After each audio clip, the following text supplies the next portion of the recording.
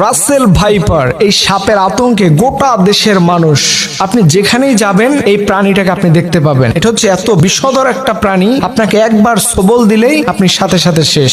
এই সাপের সবল থেকে, কামড় থেকে যদি আপনি বাঁচতে চান, তাহলে রাসূলের এই দোয়াটি আপনি সকাল সন্ধ্যা 3 বার যদি পড়তে পারেন, আমি আল্লাহর নামে কসম করে বলি এই সাপ কখনো আপনাকে কামড়াতে পারবে না। এটা একবারে 100% গ্যারান্টি যে রাসূলের দোয়া, শেখানো দোয়া অনুযায়ী আপনি যদি দোয়া করতে পারেন, তাহলে এই রাসেল ভাইপার এর সবল থেকে, এর কামড় থেকে আপনি টোটালি বেঁচে যাবেন। রাসূল সাল্লাল্লাহু আলাইহি ওয়াসাল্লাম আমাদেরকে শিখিয়েছেন, তিনি বললেন আউযু বিকালিমাতিল্লাহি তাম্মা মিন শাররি মা খালাক। তিরমিজির 3604 নম্বর হাদিসের মধ্যে এসেছে, আল্লাহ রাসূল বললেন, পৃথিবীর যত বিষাক্ত প্রাণী হোক, বিষাক্ত যত ভয়ঙ্কর সাপ হোক না কেন, এই দোয়া যে ব্যক্তি সকাল সন্ধ্যা 3 বার পাঠ করবে, আমল করবে, আল্লাহ তাআলা এই